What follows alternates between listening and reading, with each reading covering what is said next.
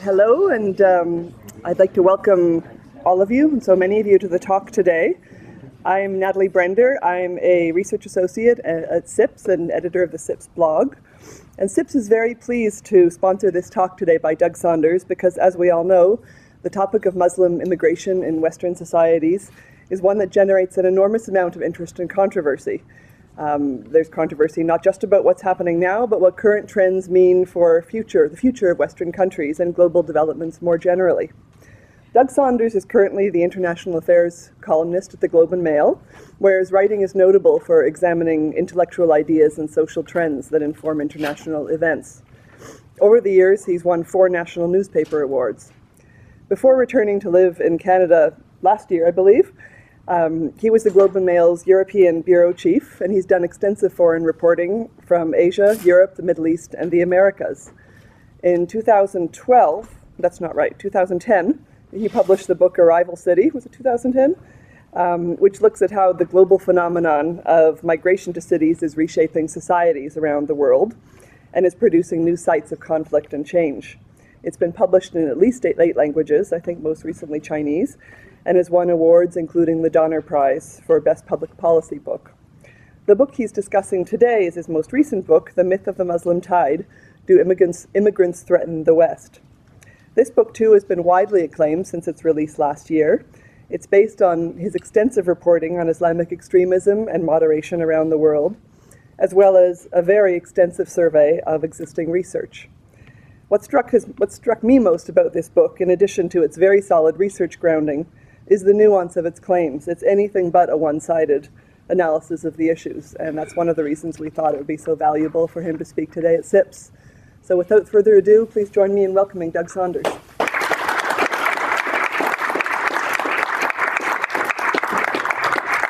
Thank you so much, and thank you, University of Ottawa and SIPS. Do you say SIPS? KIPS? SIPS, yeah, Center for International Policy Studies. And thank you, everyone, for coming on such a cold day when I would much rather be, not leaving the house all day. So it's I think we should pause for a moment. Yes. Hello. How's this? Oh, is there no PA system? I'm going to talk loudly then. Yes. How's this? Let me start by just reflecting on how odd historically it is that we would be having a talk about the Muslim, about Muslim immigration as an idea. A generation ago, there were good numbers of people in Canada from Iran and Pakistan and Lebanon and other places, but we would have probably, if we were discussing them as an immigrant group or as a community within Canada, been talking about them as Pakistanis, in which case we would be lumping in Sikhs and other groups, or as Arabs, or as Persians or Iranians, or and so on, by national or ethnic divisions, and so on. Somehow in the, I would say, last 30 years, the last 20 years, we've come, for a number of reasons, to talk about the Muslim as a homogeneous entity. And there's 2 significant groups of people who started to do this. One of whom is many Muslims, who, for a number of reasons, after the experiences that happened in the post-colonial years, began to identify by religious rather than by national or ethnic divisions. If you were from Cairo, or if your parents were from Cairo, for a number of years it would not have necessarily been a great badge of honor to say you were Egyptian. Everything you heard about the country was disappointing. The word Arab would also have been somewhat disappointing. And for a number of reasons, a significant group of people seized onto their religious identity above their ethnic or national or other identities as something to hold on to. And of course, a more extreme group of both religious believers, but also of political activists in the news, began to seize onto the religious identity and use that. something to talk about. And at the same time, particularly in the years after September 11th, we saw another group of people who began to discuss this homogenous group called the Muslim, which was a group of writers from diverse political and religious backgrounds, actually, who began to talk about Muslims as a group with a particular agenda. What I'm calling the Muslim tide hypothesis, who homogenized various different groups together. And I'll talk about that in a moment, but just as a reminder at the beginning, there's another way to look at this, which is to say that this is a fiction, that there's not actually a group that could be analyzed called the Muslim any more than there's a group called the Christian, which would include people like me who don't have religion and so on, but would group in everybody whose ancestry is from there. This is one of the most diverse population groups, if you were to unite the religion, that encompasses over 20 nationalities, every skin color imaginable, countless languages, and a variety of religious practices that is probably more diverse than Christianity, despite the claims of its religious leaders to be a unified faith and so on. And one way to respond to the literature that I'm talking about would have been to say this is all an artifice and a fiction, to say that, that you're uniting moderate, almost secular groups of believers such as Alawites and Ismailis with Deobandis and Saudi Arabians and so on, who have a much more ascetic and stern vision of their religion. And that would be one way to respond to the literature that I'm going to be talking about. And I chose not to do that for an important reason, which is that there is a literature out there which says there is a homogenous group. It says there is a thing called the Muslim that is a threat to us. And I'm choosing to take that on its own terms and to say, okay, let's assume that there is a fixed thing in our midst called the Muslim, and let's buy this, what you might call racial fiction, and let's actually take it at face value and study it as a unit of analysis. What are these people? Because there's been two strands of literature that have emerged in the years since September 11th. One of them argues that there's a group in our midst who cannot or will not integrate into our society, who do not share the core values of our society, and in some cases are opposed to them, who are forming in their neighborhoods parallel societies that follow their own values and so on, that their religion is not so much a faith as a political project, an ideology of conquest even in the more extreme versions of this, and that they're using this project to impose their religious law onto the society around them. What Newt Gingrich's phrase, stealth Sharia, comes to mind.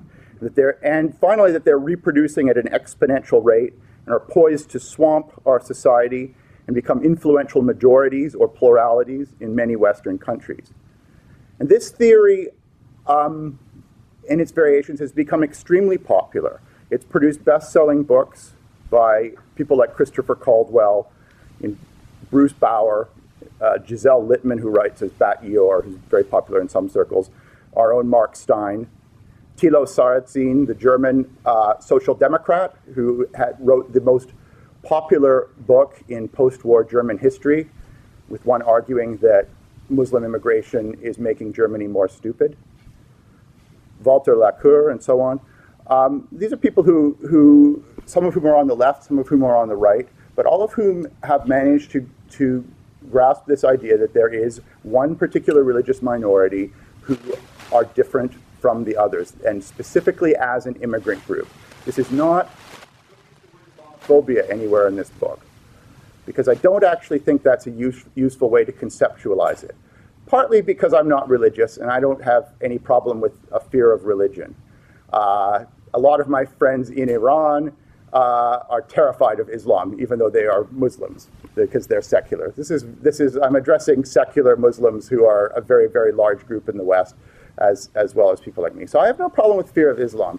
It's the fear of Muslims that I am studying, because this is not a theory of religious hatred. This is not the equivalent of anti-Semitism, although many of these writers may actually hold those particular religious views. The important issue is the fear of a religious minority immigrating into a country as a group. That's the thing that unites these writers across the political spectrum, and that's what's become the political movement in much of the West. Is it a unified movement? No. Fortunately, it's not yet. But it is a tendency that has become very popular in politics during the last decade. We see it most visibly in figures like Geert Wilders in the Netherlands, whose party became the third most successful one in the Netherlands, based entirely on what I would call a Muslim Tide campaign, on a campaign based on the belief that immigration of Muslims was going to destroy European civilization in the Netherlands and should be reversed. A number of parties across Northern Europe and Scandinavia, who all seemed to become the third place parties in Sweden and Denmark and Finland. The Front National in France, whose leader, Marine Le Pen, changed the party's traditional anti-Semitic politics to an anti-Islamic politics and managed to get almost one French voter out of 5 to vote for her in the first round of last year's French election. And in the United States, where last year's election was an extraordinary moment, and we may forget this because it didn't end this way, but it began with a type of religious intolerance becoming acceptable and mainstream in the political dialogue of the United States that had not really been uttered in more than half a century, which was the idea that one of the major political threats to the United States was a specific religious minority. Newt Gingrich most famously, of course, made his series of speeches talking about a conspiratorial threat from Muslims in the United States. 4 other Republican leadership candidates also endorsed that view quite explicitly. To the great credit of American Republicans, I think they chose the one candidate who did not endorse those views and who has never suggested that Muslims in the United States are a threat, probably because he himself is from a religious minority background that has been subject to this type of politics. But it remains something that exists in the background in the United States. And I have to include the extreme end of this political group as well, which manifested itself a year and a half ago in the form of Anders Behring Breivik in Norway, who was a crazy man, but who was also a political activist with a very specific agenda, who wrote a 1,500-page manifesto that was almost entirely a cut and paste job of best-selling books by people like Bruce Bauer and Mark Stein and so on, with a crazy, violent conclusion appended to the end. And a surprising number of these writers have gone on to apologize for Breivik. I mean, Bruce Bauer wrote a short book arguing that Breivik's manifesto was correct in its analysis of the problem that Europe faced, but that his methods were wrong, and so on. This is continuing to be a major part of the literature. And it was when I read Breivik's manifesto that I realized that it was time to take on this subject, because I realized that a set of ideas had entered the mainstream, because these were all books that were on the bestseller charts of Canada and the United States and Britain and France and the Netherlands, and had been for much of the decade. And the only response to them really had been books by religious believers saying, ours is a religion of peace, and if you don't think so, you're bigots and you're intolerant. And something didn't quite resonate correctly with that, because I knew that the people who were buying these books and were listening to the radio shows and watching the YouTube videos about this were not particularly racial bigots. They were not certainly it must have included some of such people. But it was a lot of reasonable people, and frankly, that included me at times, because I lived in neighborhoods with large numbers of Pakistanis and East Africans and so on, who were my friends and my neighbors and my doctor and so on. But at the same time, it was physically attacked. Its mosque was overtaken by Al-Qaeda supporters, with the hooky mullah guy was my local imam and so on. One of my neighbors lost both her legs in the London Underground bombings of July 7th, 2005. And I think, like a lot of Westerners, including some secular Muslims, I had moments where I gravely wondered whether my new neighbors were sharing the core values that I thought were important. Specifically, whether they and their children, which was more children than I had, were endorsing the ideas of sexual equality, of equality of sexualities, of secular authority, and so on, or were taking values from another country and holding on to them in isolated pockets here. I don't think it's an unreasonable worry. So I'm not starting out by saying this is racism and intolerance. I'm starting out saying this is a plausible theory that, if it were true, would be a source of worry, which I realize is an uncomfortable thing for some people to accept about a theory that sounds intolerant on the face of it and so on. But we have to take it at its face value. We can't just denounce, we actually have to research and analyze. It's a theory that we've heard before, and I think it's important to realize that this view of religious minorities is, and not only that, but the facts behind it, is a recurring view. If you come to a talk about religious minority immigration 60 years ago, certainly in Toronto or New York, and maybe in Ottawa, you probably would have heard a discussion of a book like this one.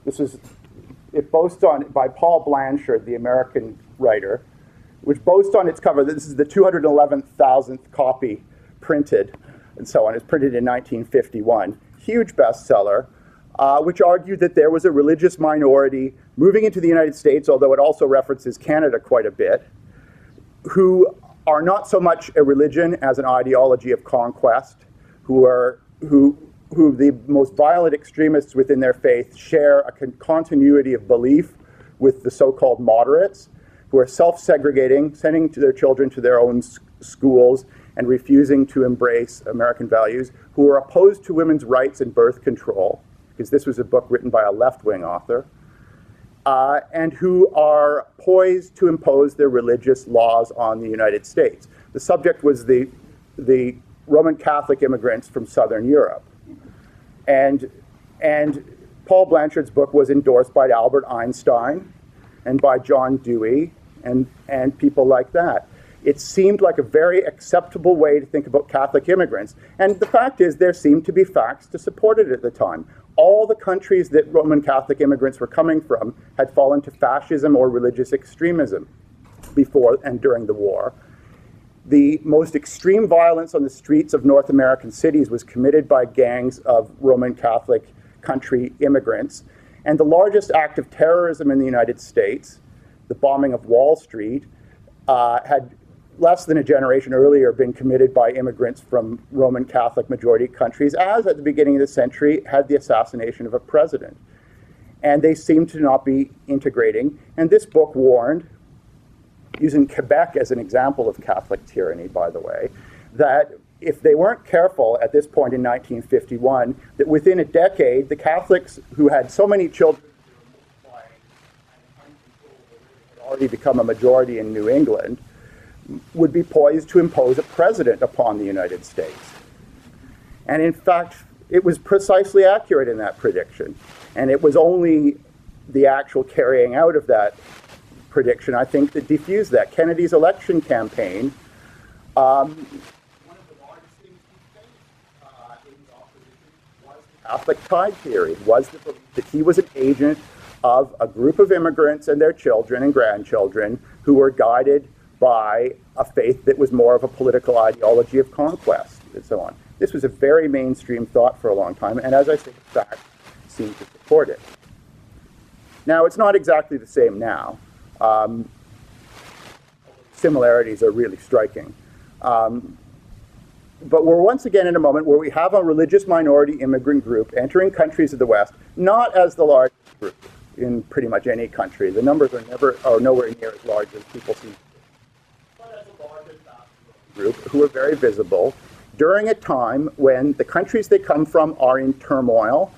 I would argue a modernizing, secularizing turmoil, but nevertheless turmoil. Fear, if not necessarily the largest source of terrorism, comes from acts of extremism and violence carried out in the name of their religion. So once again, it does seem perfectly reasonable to many people to have these worries again. We can't simply say this is, and I could go on at great length about the theories about Jews, but I needn't repeat those, except that there was a different sort of anti-Semitism from the classic anti-Semitism. I mean, since the 11th century, there has been mainstream classic anti-Semitism, which is rooted in that Jews are infidels and they killed Christ. But there was a new type of anti-Semitism that emerged at the end of the 19th century in the West, which was a belief in the Eastern European Jew as an unassimilable outsider from an alien civilization, and responsible for crime and violence and so on. And the phrase Judeo-Bolshevism was used in much the same way a century ago as the phrase Islamo-fascism is today, and so on. But behind this theory lies three ideas at this point. The first idea that there is a tide producing at an unusually large rate, especially as the West will become a majority in various places, or at least a sizable plurality at some point, that they are failing to integrate or do not want to integrate in various ways, and that there is a direct connection between the immigration of people from Muslim countries and the rise of extremism and so on, and that the ordinary communities of immigrants are causing violence and extremism. And luckily we're at a point where we can look at these three claims in an objective way. And by objective, I don't mean the way that these best-selling books address them, which is to pick selected anecdotes from wire services and news stories and use those, extrapolate those to a whole.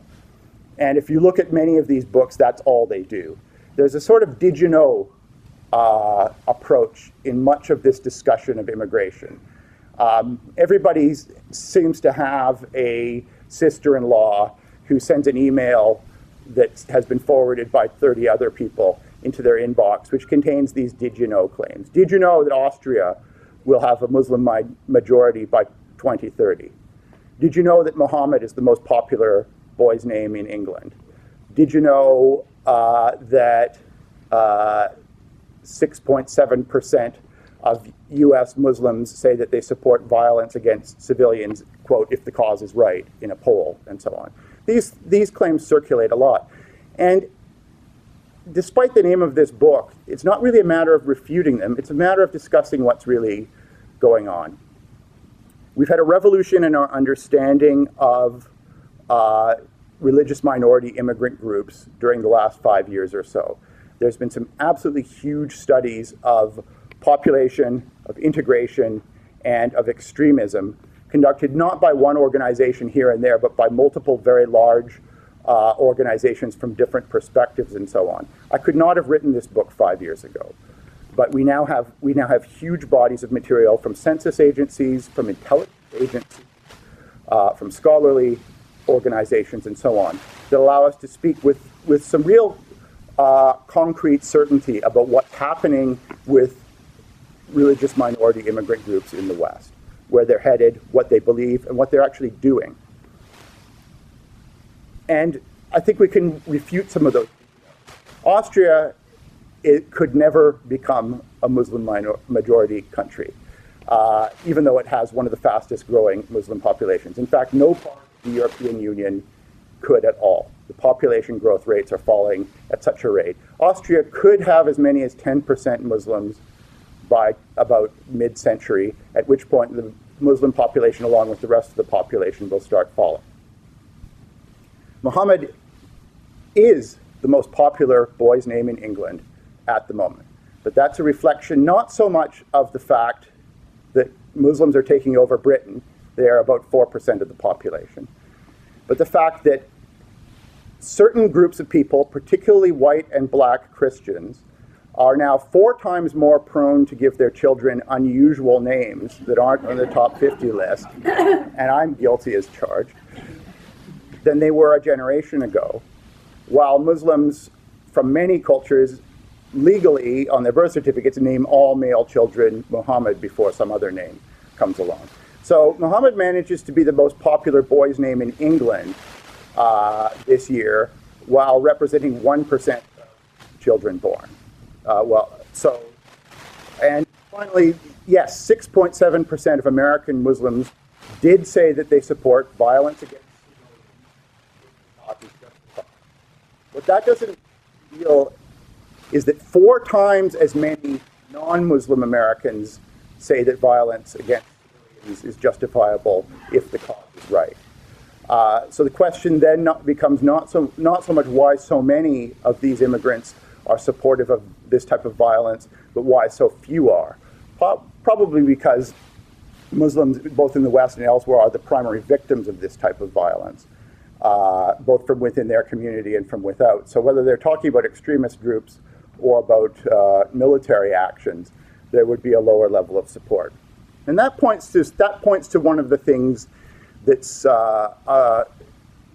very important to look at here, which is that immigrants from the same background have completely different outcomes if they move to different countries. That high level of support for certain types of violence is pretty widespread among Muslims in the United States. It's pretty widespread among Americans in general.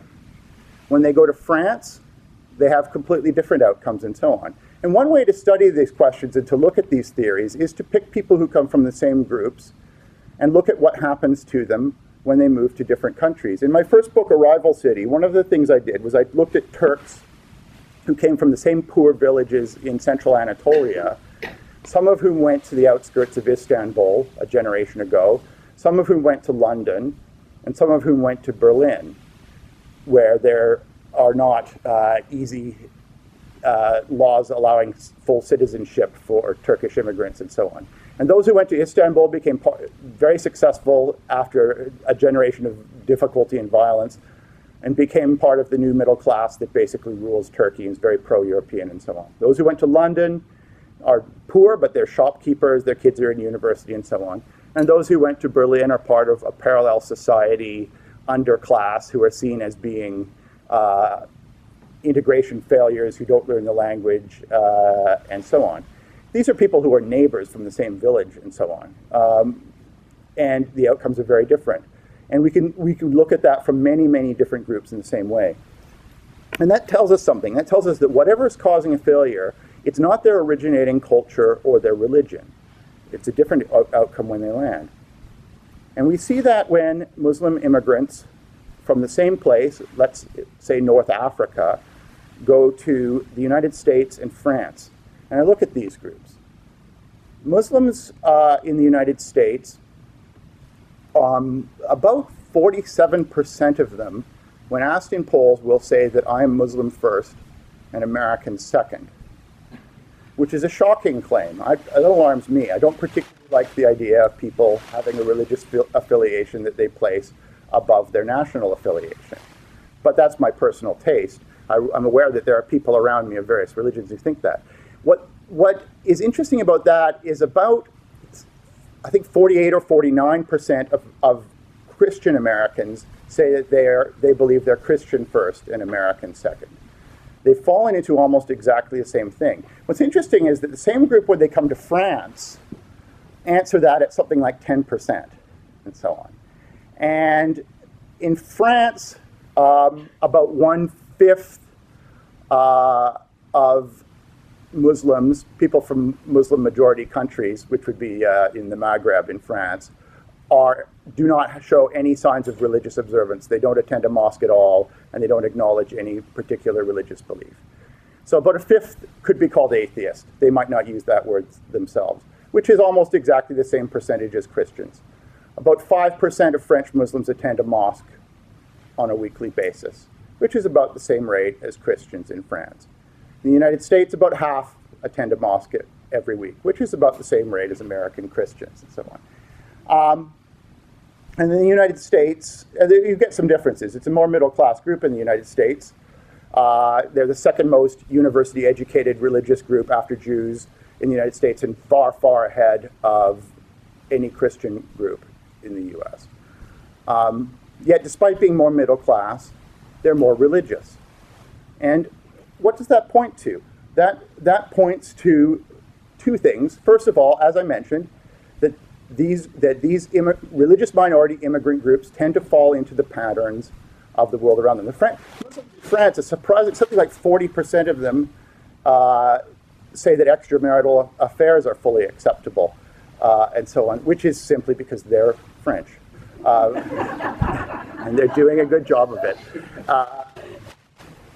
But also the fact that the group of the United States, because the United States has the way its immigration system works with regard to, it tends to be a more middle-class group of immigrants. The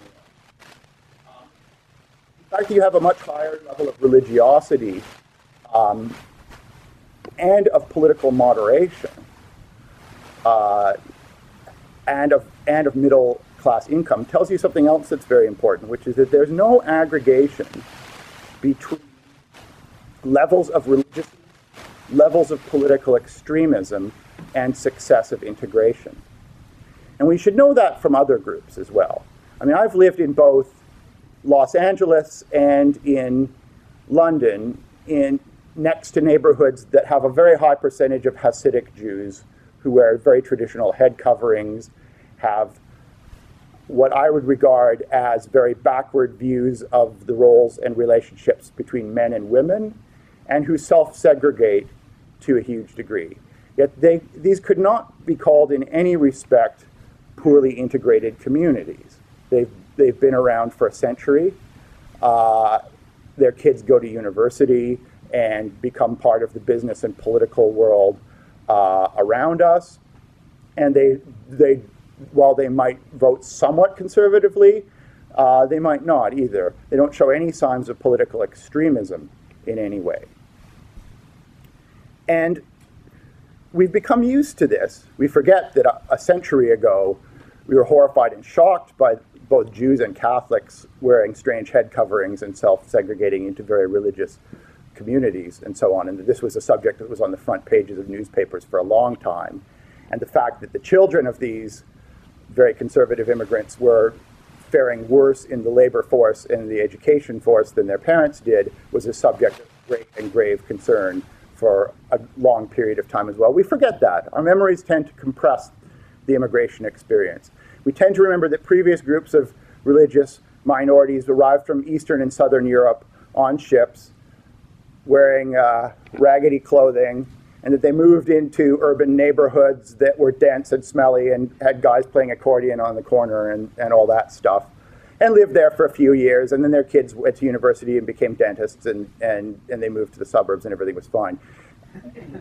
And in that, we're compressing about 100 years of intense political struggle and media controversy and so on, and often integration failure in the early generations into a simple narrative, and forgetting that we're in the midst of the same thing playing out as well here.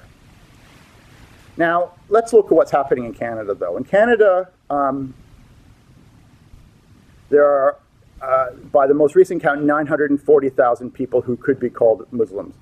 That is, I think that's self-declared, actually, in this case, who represent 2.8% of the Canadian population. Canada actually has one of the fastest growing Muslim populations around.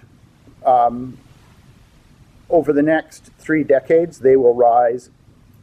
they'll triple almost to 6.6% of the Canadian population.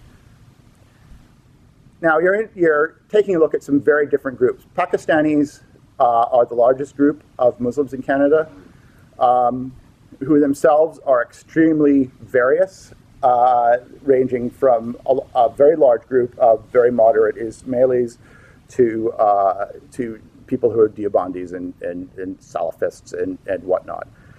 There's a large group of Iranians who tend to be middle class and very educated and so on. And as well, a sizable number of Arabs from Lebanon and places like that and so on.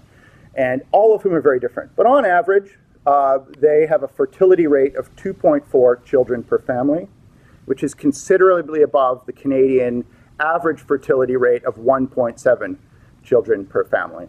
And this sort of gap or discrepancy is at the basis of what I call the Muslim tide hypothesis. The idea that if they're all having 2.4 children throughout eternity, then they are going to become a majority. If they're going from 2.8% to 6.6% of our population, then they are going to become a very politically influential group soon.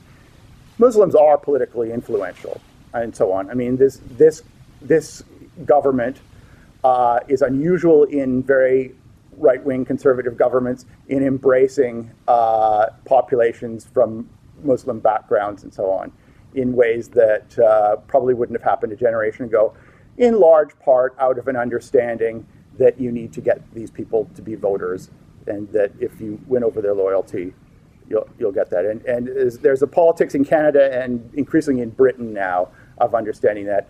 And as cynical as it is, it's probably advantageous because it's much better than the opposite approach.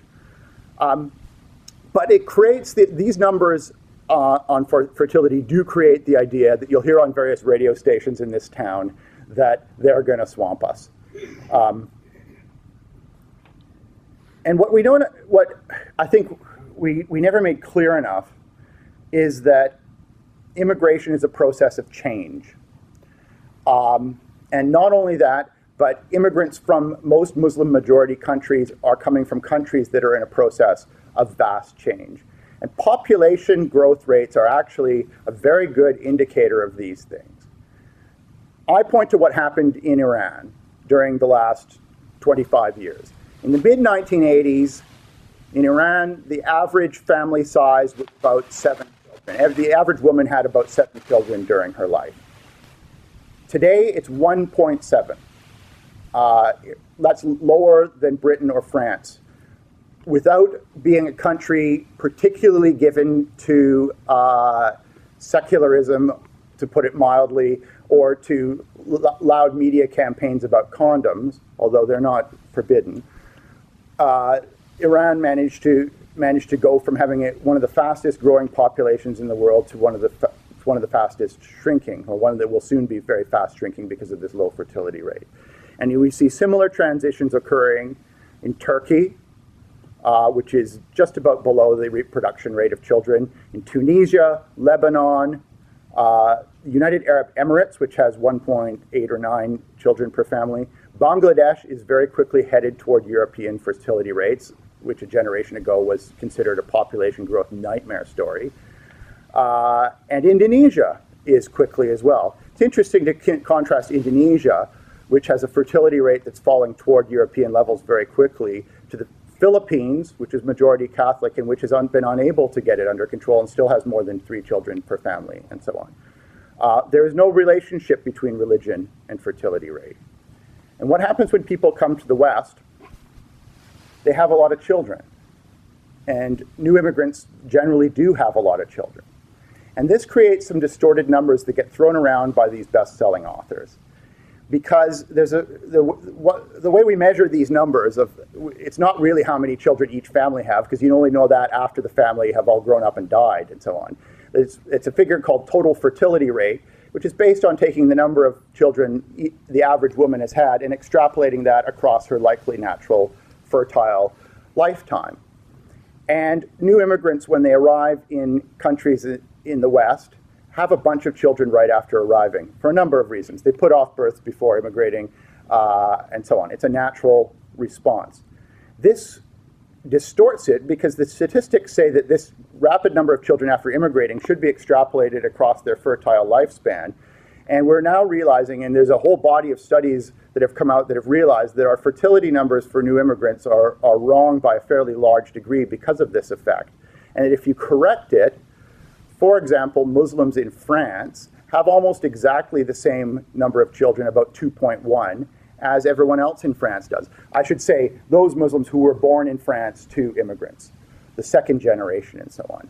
And what we're quickly realizing is that the second generation is converging very quickly with the fertility rates of the general population. In Britain, Pakistanis from Pakistan have 3.5 children each, while their British-born daughters have 2.5, getting very close to the British rate. We can presume that their daughters will again have fewer because that seems to be the pattern in other places. In other words, the tide that's going to swamp us is not a numeric reality. It's simply not a factor. And this isn't just Muslims. I mean, Latinos in the United States are following the same pattern. People tend to converge, even when they don't integrate very well in other ways, even when the economic integration's failing, even when they're not fitting into the economy and the education system very well, that does. And that population transition has a bunch of implications, because you don't start having smaller families unless a couple things have happened. Unless, first of all, yes, you're using birth control. And that's a decision that cannot just be imposed by men upon women. It implies a different understanding of the relationship between men and women in family and so on. And it's one of a bunch of things that point to what some people call a secularizing trend in the family. It's a bit of a misleading word because that sense of the word secularizing doesn't necessarily mean you stop being religious. It means that the things that work in your family life are no longer governed by religion. It means that you don't see religion as a thing that is simply the air you breathe and is everything around you and should govern everything you do, but that you see it as a separate thing in your life and so on. And that's one of the important factors in looking at the integration patterns of these immigrants. Now, integration is a very complex and difficult word, and I'm not going to get into all of that right now. My preferred way to look at this is to study economic and educational integration. That is, how well immigrant groups are becoming part of the economy or are getting levels of employment and wages that are similar to the people around them, and how much they are completing the educational experiences that the other people around them do in terms of completing secondary education, entering post-secondary education, and so on. Because what I've seen around the world is that when economic and educational integration work, the cultural stuff follows pretty naturally from that. I don't mean that people become assimilated. People keep their religion. They maybe keep watching TV shows from where they came from. But the cultural conflicts that come with what we call failed integration tend to stop when the economic and educational part is taken care of. But there's other forms of integration that's also worth talking about, one of which is what I would call, let's say, civilizational loyalty. This is the big question here, is whether, even as some immigrant groups become part of the educational and economic mainstream, are they holding values that are grossly different from those of the Western world, shall we say? And we have a few ways to measure that, the best ones of which are actual behavior, I think. There is a whole line of conspiracy theory in this literature which holds that Muslims are religiously given to lying to pollsters, and therefore nothing can really be believed, which I think is based on a mistranslation of a word that refers to the religious edict that you may lie about your religion if you could die as a result of it. Nevertheless, we can actually get around that through scholarly analysis that looks at behavior and so on as well. One of the interesting things we found is that some of the groups that have integrated the worst, and I would point Pakistanis and Bangladeshis of northern England, for example, who I think largely because of the particular economy they entered, although there's British scholars who also would point to the multiculturalism policies imposed by Margaret Thatcher, interestingly enough, that tended to organize immigrant communities through the mosque rather than through anything else. For whatever reason, the Pakistanis and Bangladeshis are economically marginal, are extremely conservative, and have views about things like relations between men and women and the rights of homosexuals that are really sharply divergent with those of the British mainstream, and in fact are in some ways worse than those in the Pakistani mainstream. Now this is a group who mainly come from very rural provinces of Pakistan. I mean, most immigration to the West is not from the big cities of countries, it's from very rural areas. So these people are going through both a culture shock and a rural to urban migration at the same time. And in the case of Northern England, there's simply no economy for them to integrate into. It's a post-industrial wasteland where various policies have forced people to stay. Nevertheless, for whatever reason, and they make an interesting study group because they are an integration failure in the usual sense, quite at odds with the experience of immigrants from Muslim majority countries in most other parts of Europe. But there's been a whole body of studies by political survey organizations and so on over the last 10 years about loyalty to institutions and so on. And what's interesting is this group of Northern English, Pakistanis and Bangladeshis have probably the highest loyalty to the institutions of Britain and of the secular state and even the military and so on of any group, far higher than among Anglicans, for example. And this isn't just one study. There's a whole tradition of studying this. And not only that, but a higher degree of optimism about Britain and its future and so on than any other group as well. So, and also a very acute appreciation of the secular institutions and so on. So we need to look carefully at this because even failed integration often does not mean disloyalty or a threat to civilization. Be like those ultra-Orthodox Jews who form highly segregated neighborhoods that, while alien to some of the secular values around us, are nevertheless very loyal to the country and are major contributors to the world around them. This doesn't mean that these aren't problems and so on. And finally, I can address extremism. The question arises as to whether it is the mainstream groups of immigrants around us who are producing the extremism. The guys in Ottawa who made that bomb plot and so on. The Toronto cell of Al-Qaeda extremists who are teenagers and so on. Are these the product of the mainstream beliefs of the community around them? I'm not just using the cliche, which is to say they're a rare exception, or this is not the mainstream community, because that's not quite adequate. Because even if it's the rare exception, if the mainstream beliefs of a community are periodically producing violent extremists like this, then that's still a worry, even if it's rare. But what we have in the last few years is, again, as with the previous two categories, a real revolution in our understanding of Islamic extremism. There have been a couple of very, very large surveys of extremists and ex-extremists and supporters of extremism. One of them conducted by MI5 that was released to the public after a few years, which was a study of a couple thousand people. The CIA has done one, and some scholarly organizations have done them, as well as some police organizations. And the unanimous conclusion of them is that Islamic extremists, that is those who would support or conduct violence, are not religious, particularly coming out of religious belief. They are neither from the most religiously devout group, nor are they themselves motivated by religion when they enter this. And they're not coming from what you'd call immigrant neighborhoods or communities and so on.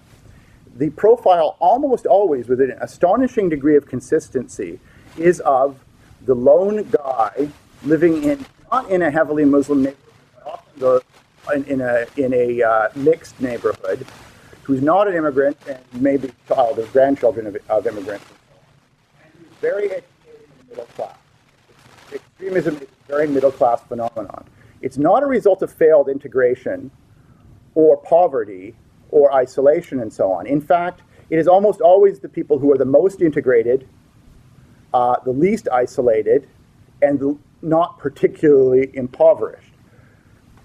People tend to enter extremism as a political movement, specifically because of certain ideas and views of the world, or as something they get drawn into when in prison, in particular, or in other forms of marginality and so on. There's a high rate of criminality that tends to precede extremism and so on.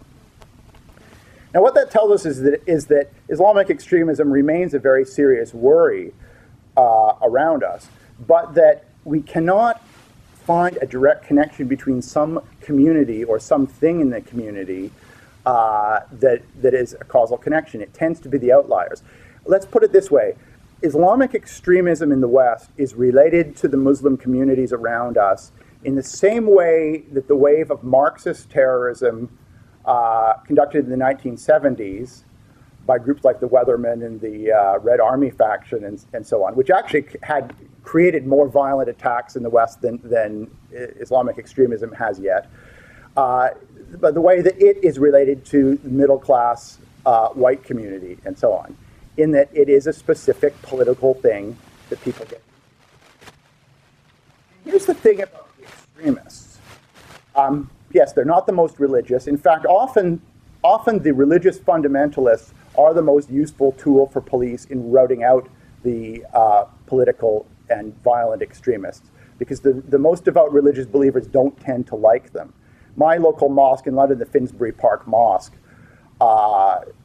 which was overtaken by Abu Hamza's al-Qaeda supporting cell, and all sorts of troubles arose from that. One of the ways the Metropolitan Police got them out was to work with the Salafists within that mosque, the religious extremists, who nevertheless believed in a political route, who really were offended by the political extremists, and so on. So there's the lack of correlation between strong religious belief and political extremism is an interesting one. But what's the other thing that's interesting, if you look at the worldview of the extremists, it is a specifically political and not religious worldview, unanimously. And this includes, if you listen to the tape recordings of Osama bin Laden and people like that and so on, who have an analysis of the world which holds, and I think this is important, that there are two spheres, a world of Islam and a world that they might call the West, or just non-Islam in various ways, that must not ever touch each other and that should be separated. This is expressed in a language of religion, but it's specifically political idea. Closer ties to various other territorial nationalist ideas than it really does to anything arising.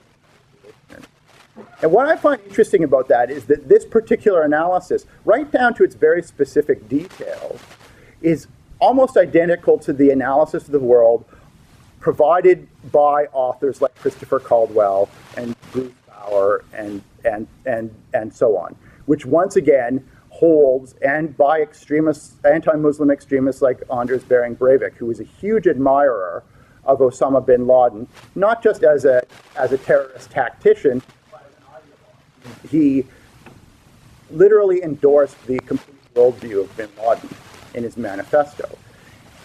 And from this extremist end to a more moderate end, there is a real convergence of what I'm calling the Muslim Tide authors and among Islamic extremists and so on. There is a very strong belief that there are two civilizations that must never touch. And this unites people. And we've had this belief before. We shouldn't forget that the last waves of religious minorities who came in from Southern and Eastern Europe, the Jews and the Copts, were from a place that you described as being a civilization. You can find Canadian government officials in the early 1950s talking about the Italian immigrant as being a risk to the country and as somebody who should not be allowed into our borders because, among other reasons, he was too civilizationally distant from us. If you came from Pescara or Kiev 100 years ago, you were from a place that was much more civilizationally different, if you'll put it that way, than most of the Muslim world is today. You were coming from a place that had not been touched in any major ways by the, let's say, the thinking of the Enlightenment, where religion was simply the air you breathed. It was everything in your life. It was all-consuming. And the idea of a separate secular authority had not really the world. Probably a peasant from some remote village, and so on. That can't be said of anyone coming from, well, of most people coming from, Karachi or Tehran now. Those ideas of real religion being a separate object that you hold, and of there being a thing called the state and the rule of law, have penetrated the farthest reaches of the world at this point. So those people who hold the idea that there are two incompatible civilizations are the outliers and the extremists. And that is the factor that unites the Islamic extremists and the anti-Muslim extremists and so on. And I think we have to recognize that they're not really two separate threats, that they're two different manifestations of the same line of thinking in the West and in the East and so on. And that in looking at this, the main thing that we need to try to get out of people's mind is this idea of there being separate civilizations on Earth. It's a medieval idea. I think the numbers I've shown you help indicate that it has no basis in reality, and that people are made up of change. That not only does my culture change every day, I don't have a culture above my head that pushes me around. No Muslim has a culture above their head that pushes them around and moves them. I'm allowed to have a different culture during different parts of my life, and a very different culture from my grandfather, for example. And we have to recognize that this is what's happening when people immigrate to the West, that they're having very quickly changing cultures. This doesn't mean that there aren't grave threats coming from intolerance, from anti-Semitism, from pockets of conservatism, from terrorism, and so on. But it means that we need to understand these as part of processes of change that can be influenced in a positive way, so that we can avoid the darkest mistakes that we've made in the past in misunderstanding that, because we don't want a repeat of the sort of experiences that happened in the world the last time we had this vision of civilization as a popular idea in our midst. Thank you very much.